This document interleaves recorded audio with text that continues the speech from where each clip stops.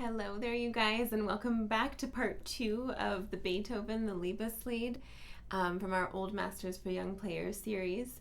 So a special hello to those of you on Patreon. There's a post and there's a attachment of all of the things I've scribbled down for you today on the music. And for those of you on YouTube, hello. And there's also a link for you in the YouTube description to the music, but not my notes. You can find it on imslp for free. So today we're looking at line 5. We're going to start after the fermata in line 5. Line 5, the section we're going to look at today, kind of recaps the beginning a little bit, but there's some things here and there I want to just touch base on together. So before we start, this is meant to be played with piano, so I would love for you to see if you can find a pianist to play this with. It's so beautiful, and just have a little fun playing music together. So let me start from right before the fermata, right where the polka retard is in line 5.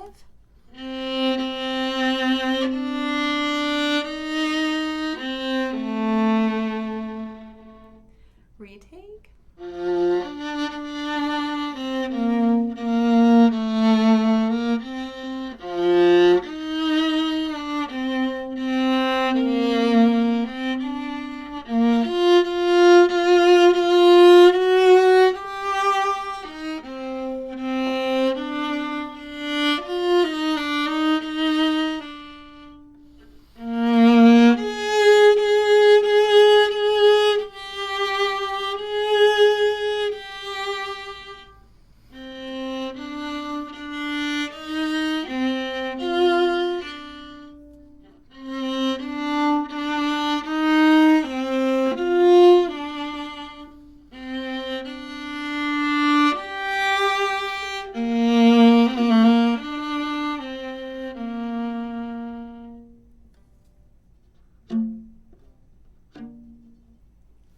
So pretty.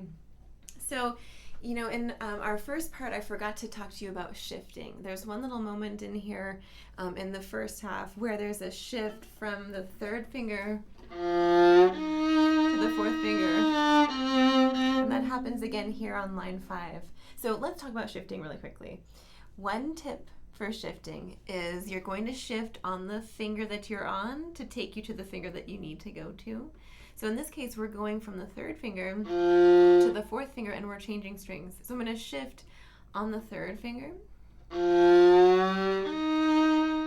And in this case, I'm emphasizing the slide, but I would be going from my third finger to a whole step up for third finger so that then I can find this fourth finger here. So my arm is feeling this whole step distance, and then fourth finger gets to just go right next to the third finger there. So there's no need to fish around for it. It's exactly a whole step plus a little half step there. You can use the bow change to kind of help you with the getting around there. But let's take a look at the very last two notes of this piece. So we've got a pizzicato moment here. And one trick with pizzicato that my teacher taught me is that rather than plucking straight across, you're going to taper it. So you see,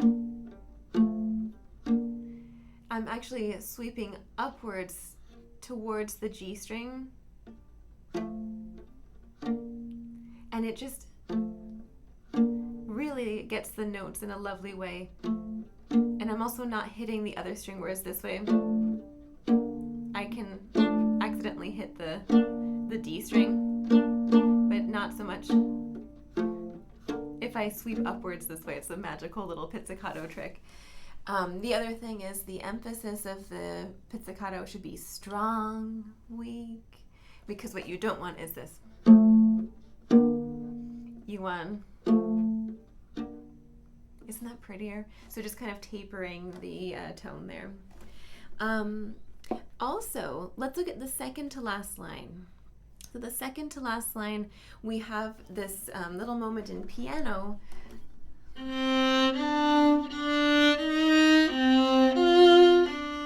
And then they do it again with a crescendo, but I've changed the fingering that's in there. So try, since it's the same, to add a little bit of variety by switching it up a bit with the fingering perhaps.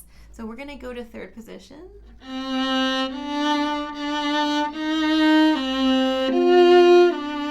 And then back down.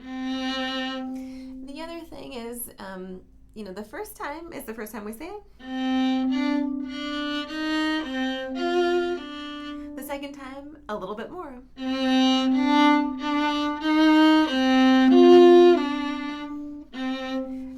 So think about it when you say, can you take out the garbage? And then you have to say it again. Can you take out the garbage? It's the same thing. So the second time, a little bit stronger. In the first part, we talked about these little musical thought bubbles. So it's not necessarily apparent on the page how things are grouped. We just think, oh, it's just in one measure at a time. But sometimes that little musical idea is continuing from a previous measure, starting on an upbeat, for example, and then it's ending in the middle of another measure. So if I was to play the beginning, actually, let's take a different spot. Well, no, we'll go back to the beginning of this section. So line 5, which is just like the beginning.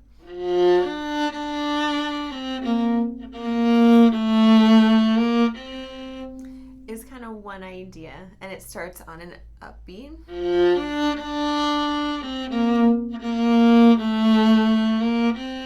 The second one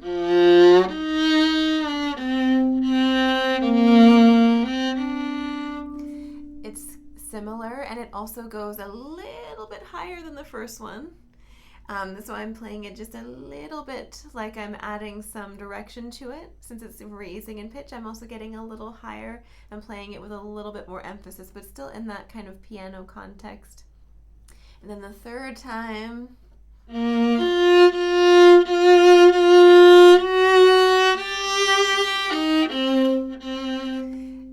it really has all this repetition, and right before it resolves,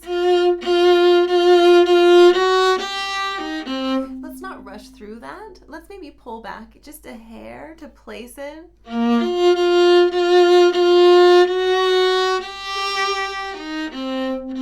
Isn't that nicer rather than rushing through?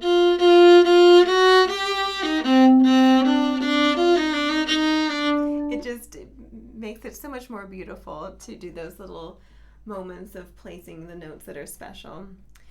I was watching a chamber orchestra play through Bartók's Romanian folk dances. And this chamber orchestra was so awesome. This is a total side note, but it's so important that we as musicians, we play it like we mean it. And there's moments where you can genuinely see that the musician means it, and then there's these moments where it's like kind of like overdone and it's just too crazy, too much movement for no reason and in the wrong kind of context. But the Bartók dances are very boisterous, and so the musicians are moving around and there's lots of energy, and it's just fun. Like there's this like vibe of fun about it.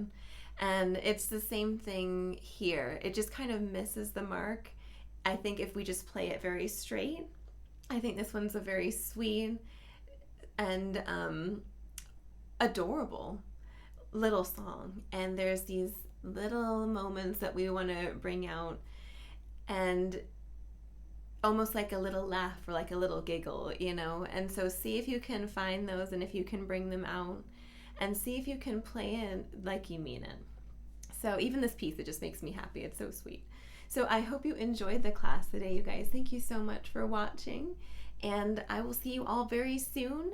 And all the links are below. For those of you on Patreon, I'd love to see you at one of our classes, have some time to play through some of this together at our Violin Viola group class or at the end of the month. And